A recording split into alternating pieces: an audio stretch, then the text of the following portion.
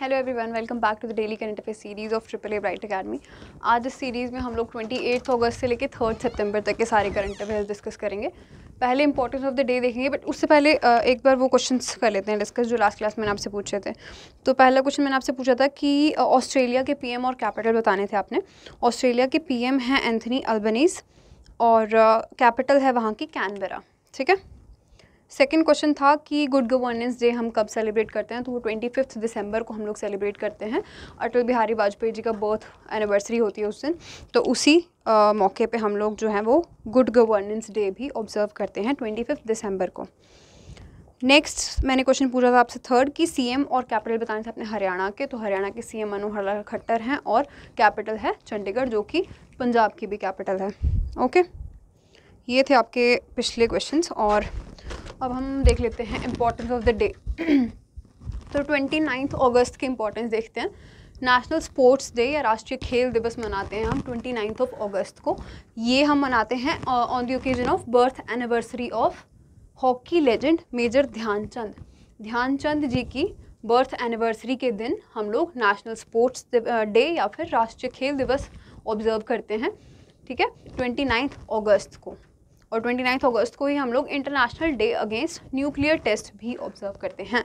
Nuclear test को हटाने के लिए या इससे जितने भी हार्मफुल इफ़ेक्ट्स होते हैं वो उससे अवेयर करवा के इन चीज़ों को, इन टेस्ट को जितना हो सके उतना कम करने के लिए या बंद करने के लिए हम इस डे को ऑब्जर्व करते हैं। अब पहला क्वेश्चन देखते हैं अपना, who has been appointed as the new chairman of DRDO। काफ़ी ज़्यादा इंपॉर्टेंट है ये। ठीक है, तो अभी क्योंकि यहाँ पे दिया है न्यू चेयरमैन ऑफ DRDO, तो आप बता सकते हो कि इसका जी सतीश रेड्डी आंसर होने के चांसेस बहुत कम है। अगर रीअपॉइंट हो जाए से तभी होते हैं।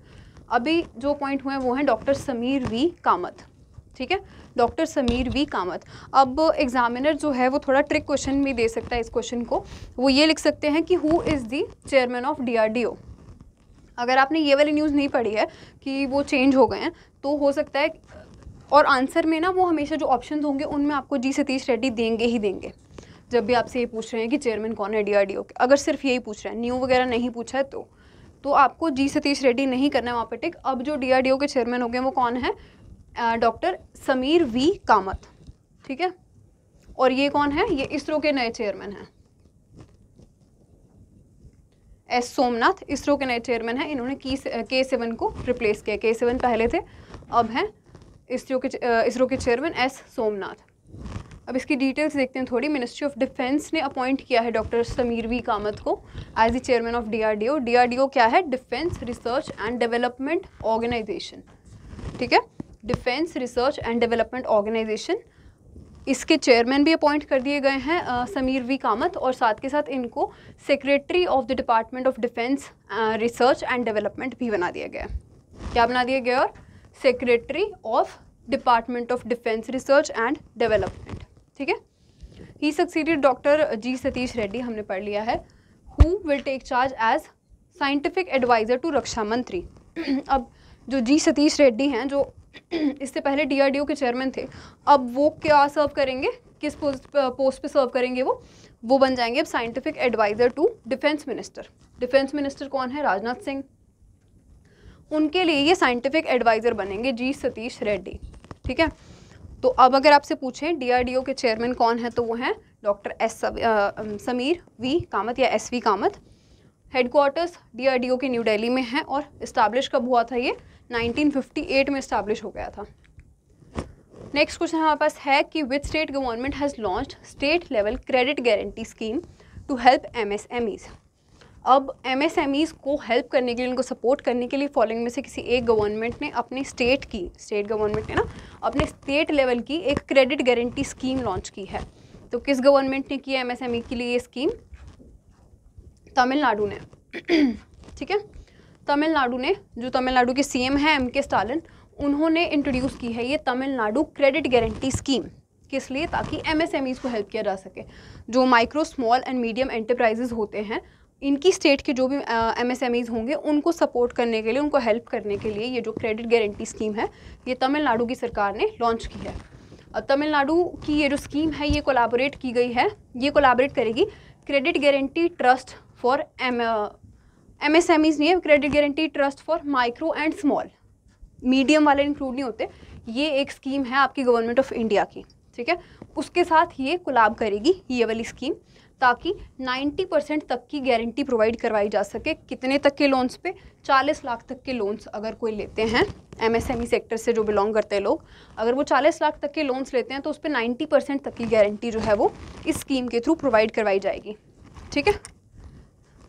तो अगर तमिलनाडु की बात करें, CM हमने देख लिया MK स्टालिन है, वहाँ के गवर्नर कौन है? RN रवि या रविंद्र नारायण रवि, ठीक है। डांस फॉर्म्स अगर हम देखें तमिलनाडु की कौन कौन सी हैं? थेरुकुट्टू और पाम्बू अत्तम, ये तमिलनाडु की डांस फॉर्म्स हैं। ये SSC वगैरह में बनते हैं, SSC स्टैटिक क्वेश्चंस, तो ये भी पढ़ लेना। नेक्स्ट क्वेश्चन हमारे पास है, which country is set to host 7th women's अंडर-17 वर्ल्ड कप। अभी कुछ रिसेंट हमने न्यूज़ पढ़ी थी, उसके बाद से ये वाला क्वेश्चन और भी ज़्यादा इंपॉर्टेंट हो गया है। हमने देखा था कि फीफा ने जो AIFF है, हमारा ऑल इंडिया फेडरेशन है फुटबॉल के लिए, उसको बैन कर दिया था, है ना। अब वो बैन लिफ्ट कर दिया गया है। पहले तो ये वाली जो चैम्पियनशिप है, ये जो वर्ल्ड कप है विमेंस का, ये इंडिया होस्ट करने वाला था, पर अब कौन होस्ट करेगा? अभी भी इंडिया ही करेगा, क्योंकि जब बैन लगा दिया था तब ये इंडिया होस्ट नहीं कर सकता था। अब फीफा ने जो बैन लगाया था 15 अगस्त को इंडिया पे या इंडिया की फुटबॉल फेडरेशन पे, उसको लिफ्ट कर दिया, उसको हटा दिया है।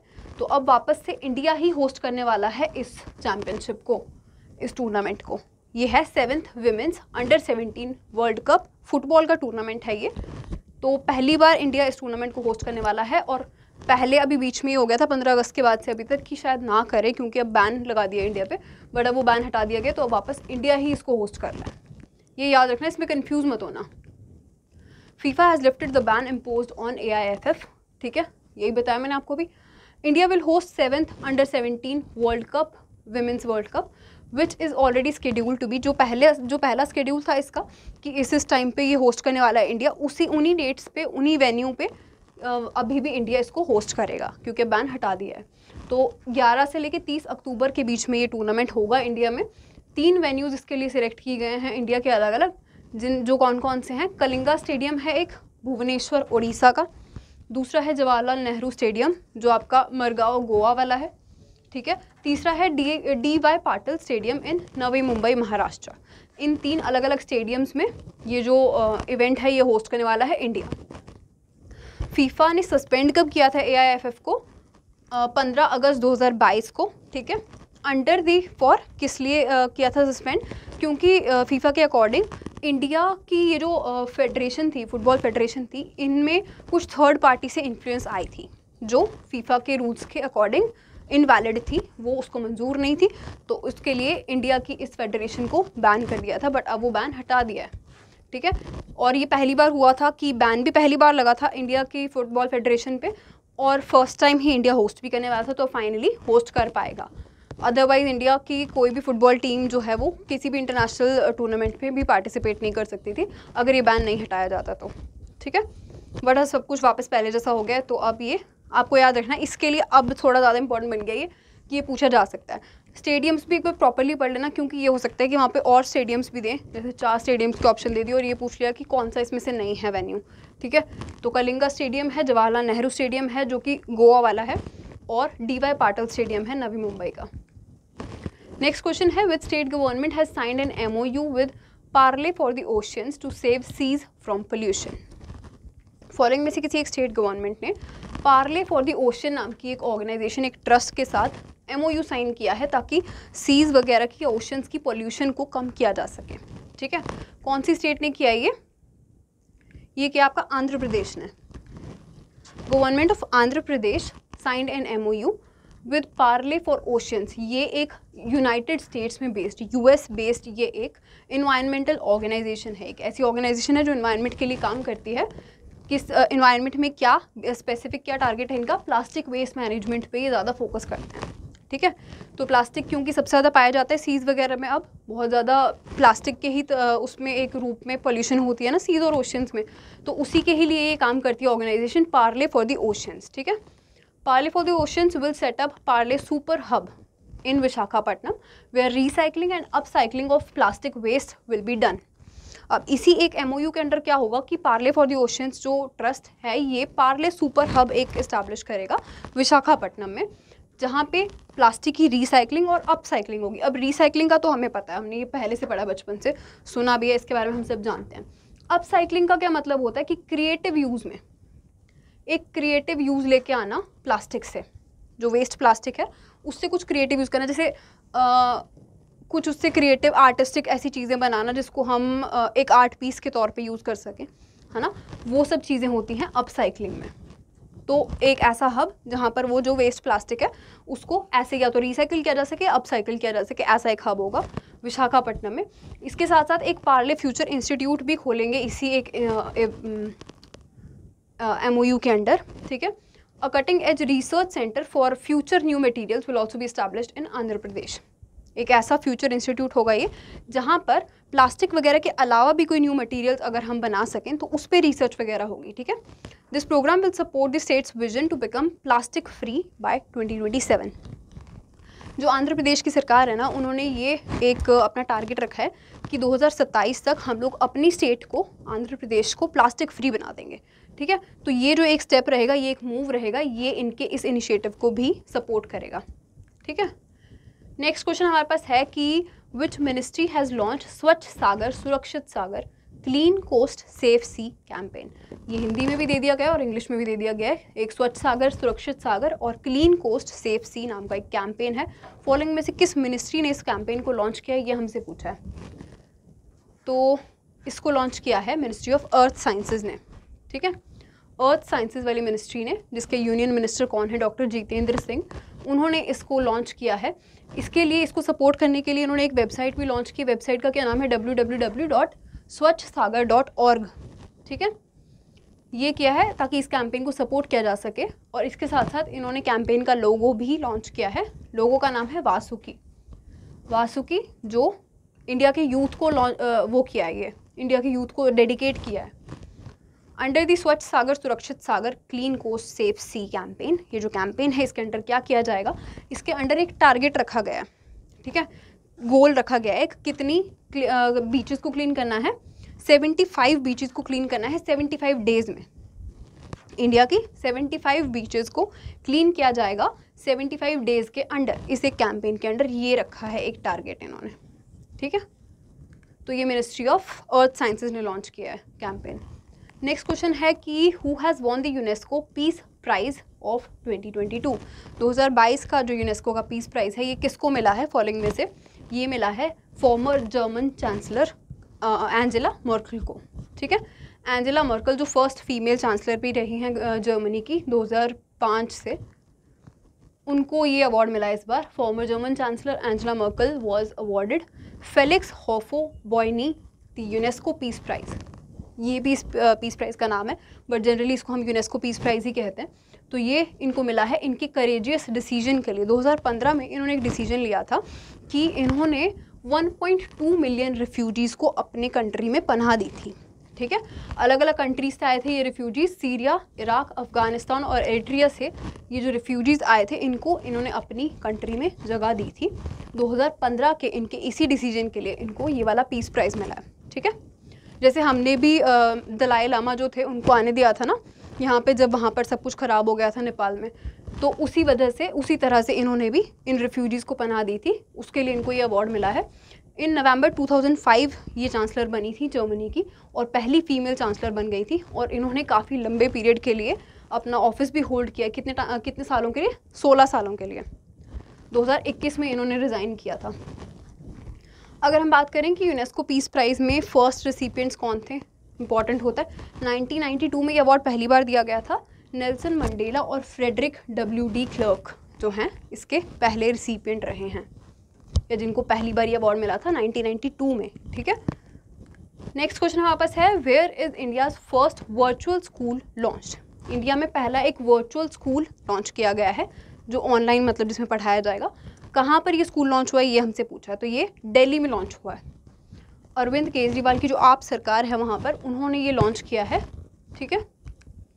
अरविंद केजरीवाल CM हैं जो दिल्ली के, उन्होंने लॉन्च किया है इंडिया का पहला virtual school, Delhi model virtual school.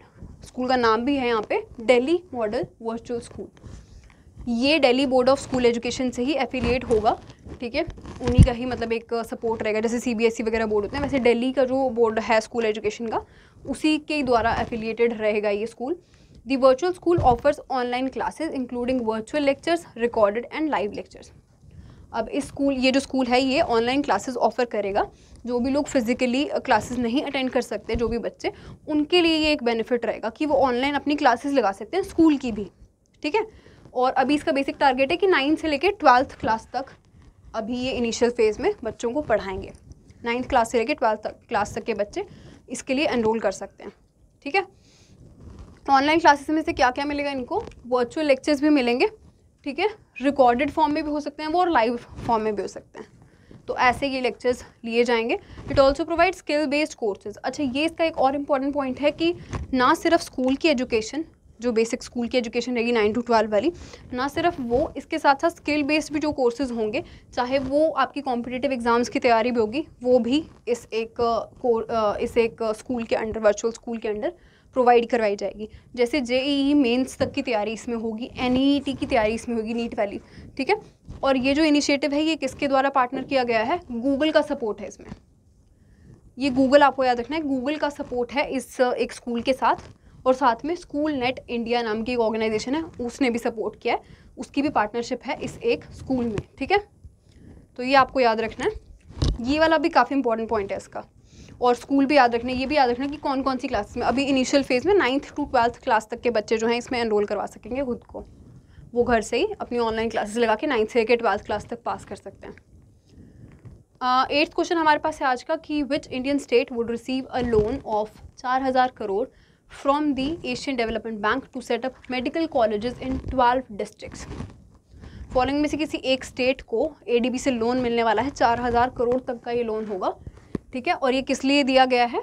ताकि वो मेडिकल, उस स्टेट में कुछ मेडिकल कॉलेजेस, अराउंड 12 डिस्ट्रिक्ट्स में मेडिकल कॉलेजेस खोले जा सकें। तो ये किसको मिलने वाला है? महाराष्ट्र को। महाराष्ट्र को ADB से ये 4000 करोड़ तक का लोन मिलेगा। अब इसकी डिटेल्स देखते हैं। The government of Maharashtra would receive a loan of 4000 crore from the ADB या Asian development bank to establish medical colleges in 12 districts of the state that now lack a single medical college। अभी इस state में एक single medical college भी नहीं है, ठीक है। और इस एक लोन से, इस एक लोन की सहायता से 12 डिस्ट्रिक्ट में अलग अलग मेडिकल कॉलेज जो हैं वो इस्टेब्लिश किए जाएंगे, ठीक है। The financing will also be use to upgrade the existing hospitals and medical colleges. अब ये जो 4000 करोड़ हैं ये सिर्फ इन मेडिकल कॉलेजेस को बनाने में नहीं लगेंगे, ये जो 12 डिस्ट्रिक्ट में बनेंगे, सिर्फ इनको बनाने में ही नहीं, जो अभी एग्जिस्टिंग हैं उनको इस्टेब्लिश करने में, उनको थोड़ा अपग्रेड करने में भी ये जो मनी है ये यूज़ की जाएगी, ठीक है। अब अगर हम बात करें ADB की थोड़ी स्टैटिक जीके की, तो ADB के प्रेसिडेंट हमने बहुत बार पढ़ा है, मासात्सुगु असाकावा हैं, ठीक है। इस्टेब्लिश कब हुआ था? 1966 में। इस्टेब्लिश इतना नहीं आता है, ज़्यादा प्रेसिडेंट और हेडक्वार्टर्स आते हैं, ये मेंबर कंट्रीज़ भी पूछ ली जाती हैं। तो हेडक्वार्टर्स कहाँ है इसके? मनीला, फिलीपींस में। मेंबर कंट्रीज़ हैं 68, ठीक है। ADB के कंट्री डायरेक्टर फॉर इंडिया कौन है? ये पूछा नहीं जाता इतना, बट फिर भी याद रख लेना, ताकियो कोनिशी, ठीक है। ताकियो कोनिशी जो हैं वो ADB के कंट्री डायरेक्टर फॉर इंडिया हैं। नेक्स्ट क्वेश्चन हमारा है, which bank has launched industries first cashback credit card. किसी एक फॉलोइंग में से बैंक ने एक इंडिया का पहला और पूरा इंडस्ट्री का, बैंकिंग इंडस्ट्री में भी पहला कैशबैक क्रेडिट कार्ड जो है वो लॉन्च किया है। तो ये क्या पर्पज़ रहता है इस कार्ड का, वो हम बाद में डिस्कस करेंगे, पहले इसका आंसर देख लेते हैं। ये जो कैशबैक क्रेडिट कार्ड है ये SBI ने लॉन्च किया है, ठीक है। ईजी आंसर रहेगा, SBI ऐसे नए स्टेप्स उठाती रहती है, तो SBI ने ही ये कैशबैक क्रेडिट कार्ड लॉन्च किया। इसका नाम भी कैशबैक SBI कार्ड है, ठीक है। तो SBI कार्ड्स या एंड पेमेंट सर्विसेज लिमिटेड, जो SBI कार्ड के नाम से भी जानी जाती है, उन्होंने अनाउंस किया है इस कार्ड के लॉन्च को। और ये इंडस्ट्री का पहला और most comprehensive cashback credit card in India है। In order to boost online spending इसको रखा गया है। मेन पर्पज़ क्या है, क्यों ये कार्ड लॉन्च हुआ है? ताकि जो ऑनलाइन शॉपिंग है या ऑनलाइन स्पेंडिंग है उसको थोड़ा और बूस्ट मिल सके, लोग और इस तरफ इंटरेस्ट लें, ऑनलाइन जो शॉपिंग वगैरह है या ऑनलाइन स्पेंडिंग जो है वो और इंक्रीज़ हो सके। The card offers a simple, seamless and entirely digital sign-up process and is aimed at every consumer from mass to premium category. अब इसमें क्या होगा कि आपने कुछ भी प्रोडक्ट्स बाय करनी है, ठीक है, उसके लिए एक बहुत सिंपल और सीमलेस डिजिटल साइनअप प्रोसेस रहेगी, जिसमें अब कैशबैक का क्या सीन होता है पहले ये देख लेते हैं कि कैशबैक क्रेडिट कार्ड होता क्या है। ये जो कार्ड होगा ये प्रोवाइड करवाएगा आपको एक कैशबैक, एक मतलब गारंटीड कैशबैक रहता है, ठीक है, कुछ एक परसेंटेज ऑफ अमाउंट रहता है कि उतना आपको कैशबैक मिलेगा ही मिलेगा अगर आप करते हो परचेज़। तो उससे जो कंज्यूमर्स होंगे वो स्पेंड करने के साथ साथ कुछ ना कुछ गेन भी कर रहे होंगे, तो इससे जो आपकी ऑनलाइन स्पेंडिंग है ये इंक्रीज़ हो सकती है। कैशबैक SBI कार्ड जो है वो अपने कस्टमर्स को अनलिमिटेड 1% का कैशबैक देने वाला है, ठीक है, अनलिमिटेड 1% का कैशबैक होगा ऑन ऑल स्पेंड, चाहे आप कितने का भी स्पेंड कर रहे हो उसमें आपको एक फिक्स अनलिमिटेड 1% का कैशबैक तो गारंटेड है ही है। उसके साथ साथ ये कैशबैक जो है वो इंक्रीज़ हो जाएगा 5% तक पे। कब इंक्रीज़ होगा ये? जब आप ऑनलाइन स्पेंड्स कर दोगे up to maximum of 10,000 per month. अगर आप मैक्सिमम 10,000 पर मंथ कुछ ऑनलाइन शॉपिंग कर लेते हो तो आपके जो कैशबैक हैं वो 5% हो जाएगा, मतलब 500 तक का इसमें आपको कैशबैक मिल जाएगा, ठीक है। तो ये इसका मेन पर्पज़ है। और अगर ये देखें कि क्या मोटिव है इस चीज़ का, तो ऑनलाइन स्पेंडिंग को बढ़ाना। Okay, SBI cards and payments के अगर हम MD CEO की बात करें तो वो कौन है? रामा मोहन राव अमारा। रामा मोहन राव अमारा, ये हमने पहले भी डिस्कस किया हुआ है। फाउंड कब हुआ था SBI कार्ड्स? SBI कार्ड्स का पूछा है, SBI का नहीं पूछा। SBI कार्ड्स फाउंड हुआ था 1998 में और उसके हेडक्वार्टर्स गुरुग्राम हरियाणा में है। कंफ्यूज मत हो ना, वहाँ पर अगर ये भी पूछ लिया गया ना कि SBI कार्ड्स का हेडक्वार्टर कहाँ पर है तो मुंबई में नहीं लिखना है। वो SBI जो नॉर्मल बैंक SBI है उसका हेडक्वार्टर मुंबई में है, SBI कार्ड्स का कहाँ पर है? गुरुग्राम हरियाणा में। 10th क्वेश्चन आपके पास है कि who has been announced as the winner of the 64th Ramon Magsaysay award 2022। जो 2022 का रामन मैग्सेसे अवार्ड है उसको किसको सम्मानित किया गया उस अवार्ड से? और ये 64th अवार्ड है, ठीक है, 64th आपको याद रखना है। तो इसमें ऑल ऑफ द अबव आपका आंसर बनेगा। इन सभी को ये अवार्ड मिला इस बार। ये 4 जो हैं रेसिपिएंट्स हैं इस बार के रामन मैग्सेसे अवार्ड के। पहले हैं सोथेरा चिन और दूसरे हैं बर्नाडेट मैड्रिड, तदाशी हथौरे, गैरी बैशकेब। ये इनके नाम हैं, ठीक है। I hope I pronounced it well. अब इसका थोड़ा पॉइंट्स देख लेते हैं। The board of trustees of the Raman Magsaysay award foundation, RMAF के नाम से जानी जाती है ऑर्गेनाइजेशन, इन्होंने अनाउंस किया है 64th रामन मैग्सेसे अवार्ड 2022 के। और ये अवार्ड इन सबको दिए गए हैं, दोबारा मैं नाम नहीं पढ़ूंगी, ठीक है। कंबोडिया से बिलोंग करते हैं आपके सोथेरा, ठीक है, और ये बर्नडेट फिलीपींस से बिलोंग करते हैं, तदाशी जो हैं जापान से बिलोंग करते हैं, गैरी जो हैं वो इंडोनेशिया से बिलोंग करते हैं। इन चारों को ये अवार्ड मिला है। आपने इन चारों के नाम चाहे उनको शॉर्ट फॉर्म्स में याद रखना, कोई इसकी ट्रिक बना लेना अपने हिसाब से, वैसे याद रख लेना, क्योंकि इसमें अगेन वही पूछा जा सकता है कि 4 ऑप्शन दे दिए और ये पूछा कि कौन सा इसमें से नहीं है जिसको अवार्ड मिला है, ठीक है। तो वो याद रखना, इनके नाम ऐसे शॉर्ट फॉर्म्स में याद रख लेना। इस अवार्ड की एक थीम भी थी 2022 के जो अवार्ड थे, greatness of spirit beyond borders, ठीक है, greatness of spirit beyond borders इस बारी की थीम थी इस अवार्ड्स की। और रामन मैग्सेसे अवार्ड जो हैं ये 1957 में इस्टेब्लिश हो चुके हैं, ठीक है, 1957 में इस्टेब्लिश हो गए थे और ये एशिया के ग्रेटेस्ट ऑनर्स में से एक हैं। और इस अवार्ड को नेम किसके आफ्टर किया गया है, किसके नाम पे इस अवार्ड का नाम रखा गया है? रामन मैग्सेसे, जो कि 3rd प्रेसिडेंट थे फिलीपींस के। फिलीपींस के 3rd प्रेसिडेंट थे रामन मैग्सेसे, उन्हीं के नाम पे इस अवार्ड को रखा, इस अवार्ड का नाम रखा गया है। ये जो अवार्ड है ये एशिया का नोबेल प्राइज़ भी कहा जाता है। इस अवार्ड को एशिया का नोबेल प्राइज़ भी कहा जाता है, ठीक है। अब 11th और आज का लास्ट क्वेश्चन है, which state government unveils the global startup challenge Venturize to support startups. Startups को सपोर्ट करने के लिए फॉलोइंग में से किसी एक स्टेट गवर्नमेंट ने एक ग्लोबल स्टार्टअप चैलेंज वेंचराइज लॉन्च किया है। तो किस गवर्नमेंट ने लॉन्च किया ये आपसे पूछा है।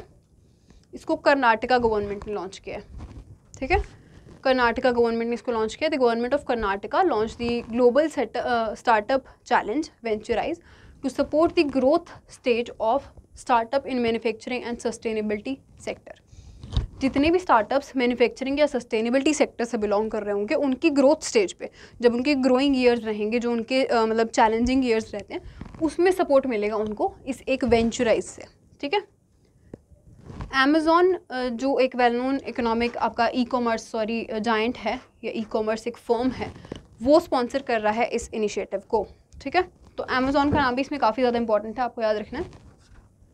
Karnataka government aims to promote their state as the preferred location for startup in manufacturing the sustainability related. हमने ये वाली बात पहले भी की है कि कर्नाटका की जो गवर्नमेंट है वो ये चाहती है कि स्टार्टअप्स के नाम पे कर्नाटका का नाम सबसे ऊपर रहे, ठीक है। ये चाहते हैं कि स्टार्टअप्स यहाँ पर सबसे ईजिली ऑपरेट किए जा सके, और यहाँ के स्टार्टअप्स को ये इतना बढ़ा देना चाहते हैं, अपने स्टेट के स्टार्टअप्स को इतना उनको सपोर्ट करना चाहते हैं, ताकि अगर बाहर से भी किसी और स्टेट से या किसी और स्टेट ने भी अगर कोई स्टार्टअप करना हो शुरू, तो वो यहाँ पर आए, यहाँ पर प्रेफर करें, ताकि यहाँ पर जो है स्टार्टअप के जितने भी एक हेल्प्स मिलती हैं वो इस गवर्नमेंट के थ्रू थोड़ी ज़्यादा मिलेंगी। तो ये चाहते हैं कि मतलब हमारा जो स्टेट है उसको एक बेस बना दिया जाए, ठीक है। अब आज के पॉइंटर्स देखते हैं हम।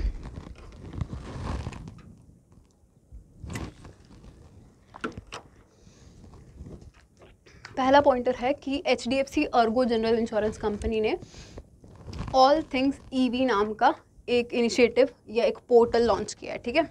ऑल थिंग्स EV पता ही है ना, इलेक्ट्रिक व्हीकल्स। तो ये एक पोर्टल लॉन्च किया जहाँ पे इलेक्ट्रिक व्हीकल से रिलेटेड कोई भी इंफॉर्मेशन हो, अगर कोई EV मान लो जो EV के ओनर्स होते हैं, इलेक्ट्रिक व्हीकल्स के जो ओनर्स होते हैं, उनको कोई इन्फॉर्मेशन चाहिए, या किसी ने EV परचेज़ करने हो उनको कोई इन्फॉर्मेशन चाहिए, वो सारी की सारी इन्फॉर्मेशन ये एक वन स्टॉप पोर्टल प्रोवाइड करवाने वाला है। ऑल थिंग्स EV नाम का ये पोर्टल है, ये प्रोवाइड करवाएगा ये सारी इन्फॉर्मेशन। इसको किसने लॉन्च किया है? HDFC Ergo general insurance company ने, ठीक है, ताकि EV के परचेजर्स को या जो भी उसके बायर्स हैं, ओनर्स हैं, उन सबको हेल्प मिल सके। नेक्स्ट है कि SBI to extend Indian visa application centres for 2 more years in Bangladesh.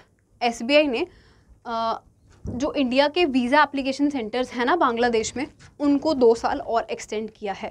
सिर्फ इतना याद रखना है कि कंट्री का क्या नाम है, एक बैंक का नाम याद रखना है, किस बैंक ने किया है एक्सटेंड। बांग्लादेश में SBI ने इंडिया के जो वीज़ा एप्लीकेशन सेंटर्स हैं, जहाँ पे मतलब इंडिया की वीज़ा के लिए अप्लाई किया जा सकता है बांग्लादेश में, उन वीज़ा एप्लीकेशन सेंटर्स को 2 और सालों के लिए एक्सटेंड किया है, ठीक है।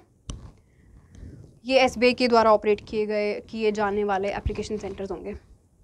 नेक्स्ट पॉइंट है कि premium sports and travel platform dream set go ने अपना पहला ब्रांड एम्बेसडर बना दिया, किसको?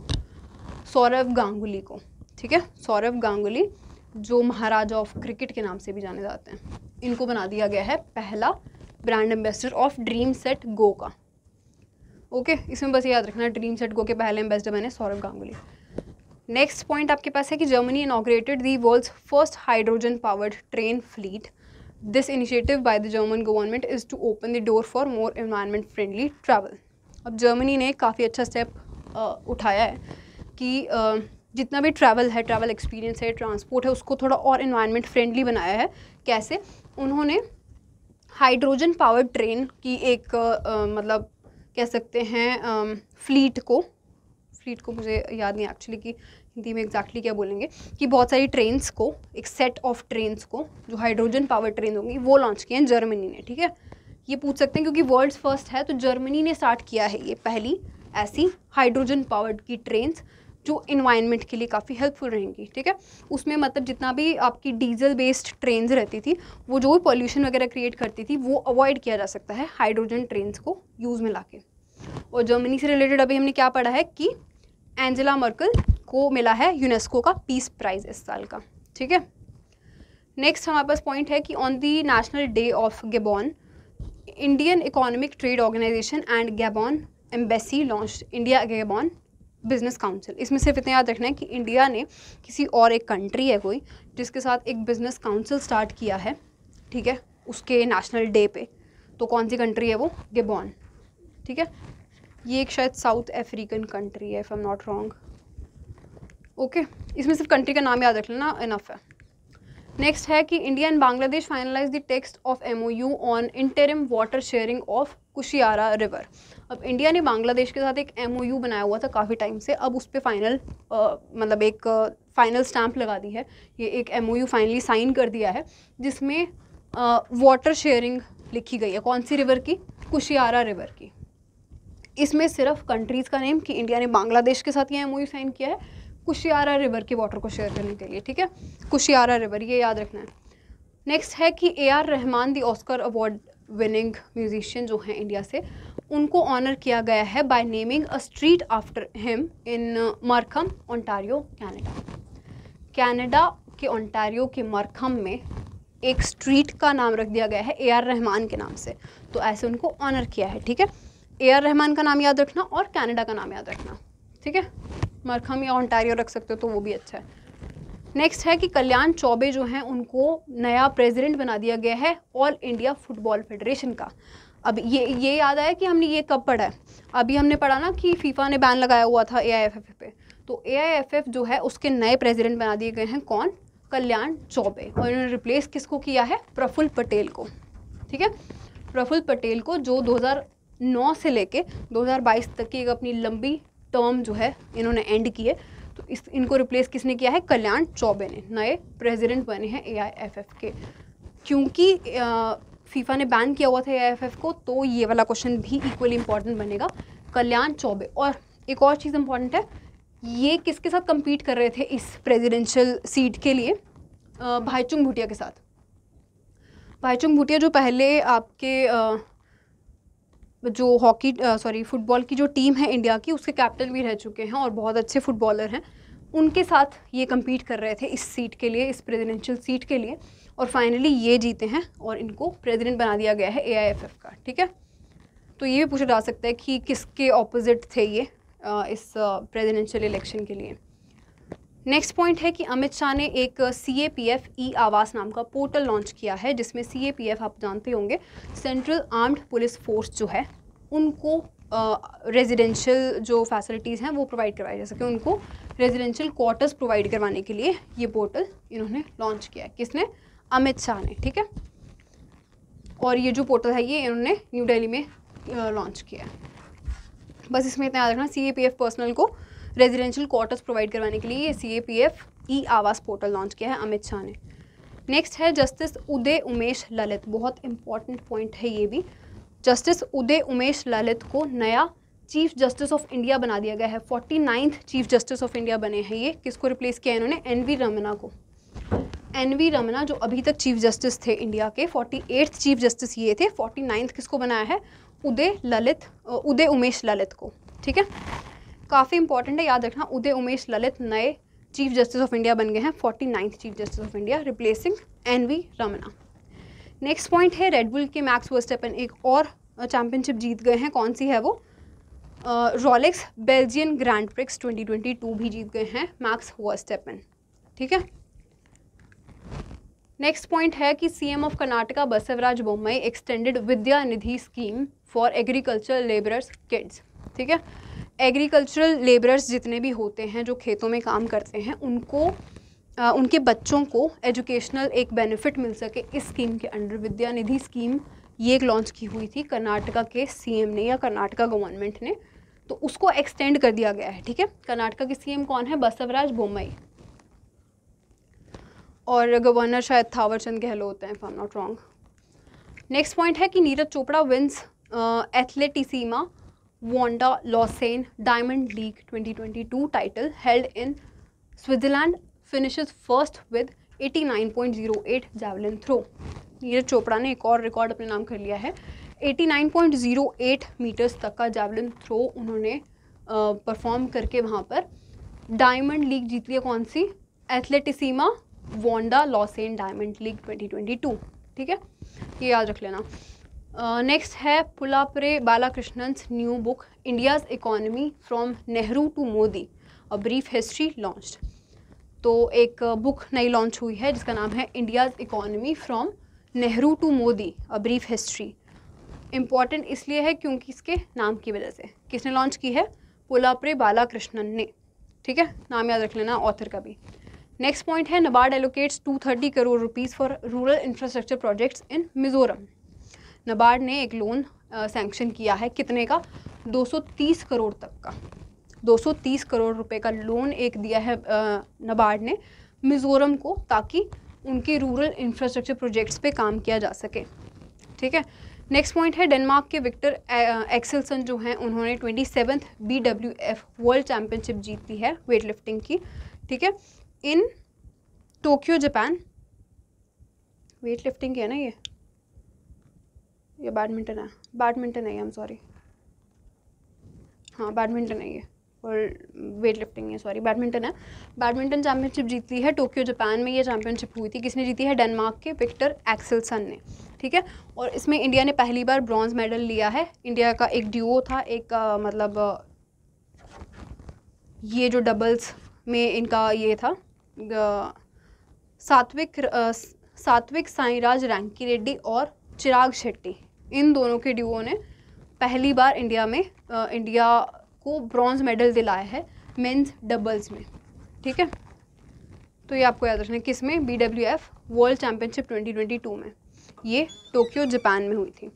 नेक्स्ट है लिंथोई चनम्बम, ये एक 15 ईयर ओल्ड इंडियन जूडोका है। जूडोका है मतलब कि जूडो आर्टिस्ट हैं, ठीक है, जो मणिपुर से बिलोंग करती हैं। ये बन गई हैं, इन्होंने गोल्ड जीता है, एक हिस्टोरिक गोल्ड जीता है in the women's 57 kg contest. It is India's first ever medal in the judo world championship in Sarajevo, Bosnia and Herzegovina. ठीक है, मतलब कि जूडो में पहली बार इंडिया को गोल्ड मिला है। किसने जीता है? लिंथोई चनम्बम ने, जो 15 ईयर ओल्ड एक गर्ल हैं, कहाँ से बिलोंग करती हैं? मणिपुर से। नाम याद रखना है, कहाँ से बिलोंग करती हैं वो याद रखना है, और जीता है इन्होंने गोल्ड जूडो में। ठीक है, जूडो वर्ल्ड चैम्पियनशिप में। नेक्स्ट पॉइंट है Indian economist and farmer planning commission member, Padma Bhushan awardee भी रह चुके हैं ये, अभिजीत सेन, इनकी डेथ हो चुकी है।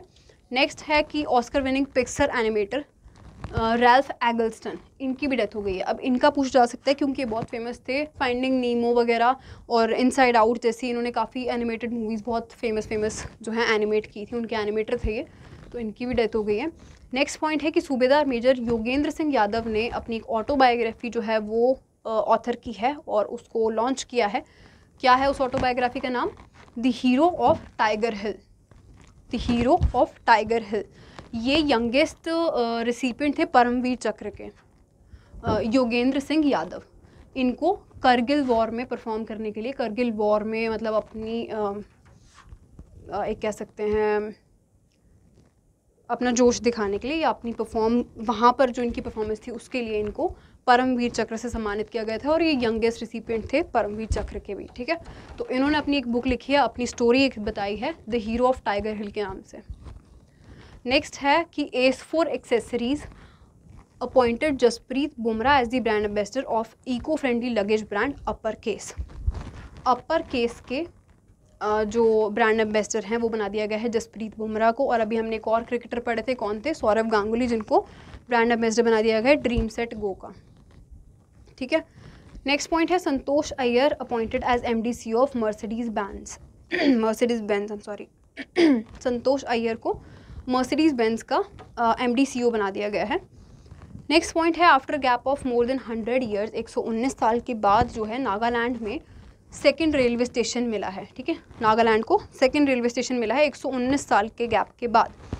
और कहाँ पर है ये रेलवे स्टेशन? कहाँ पर होगा? धनसारी सोखुवी रेलवे लाइन पे। ठीक है, एट शोखुवी पे। ठीक है, the chief minister of Nagaland Neiphiu Rio जो हैं उन्होंने फ्लैग किया है डोनी पोलो एक्सप्रेस को। अब वहाँ की ये जो एक्सप्रेस है, ये जो ट्रेन है, इसका नाम क्या है? डोनी पोलो एक्सप्रेस। ये हमने पढ़ा भी था ना, डोनी पोलो से आपको याद आ रहा होगा, सन और मून के नाम से हमने पढ़ा भी था। ये डोनी जो है वो सन को बोलते हैं, पोलो जो है वो मून को बोलते हैं। और ये हमने पढ़ा था कि किसी एयरपोर्ट का नाम भी रखा है, अरुणाचल प्रदेश के ईटानगर में जो एयरपोर्ट बनने वाला है उसका नाम भी डोनी पोलो एयरपोर्ट रखा था, हमने ये न्यूज़ कवर की थी, उसी के नाम पे है ये डोनी पोलो एक्सप्रेस भी, जो ट्रेन थी यहाँ पे फ्लैग ऑफ की थी नागालैंड के CM ने। तो ये आपके आज की न्यूज़ थी। अब क्वेश्चंस आपके आज के नहीं हैं, अगर न्यूज़ में कोई डाउट लग रहा है तो आप कमेंट सेक्शन में पूछ सकते हो। मैं आपसे नेक्स्ट क्लास में मिलूंगी, तब तक के लिए बाय।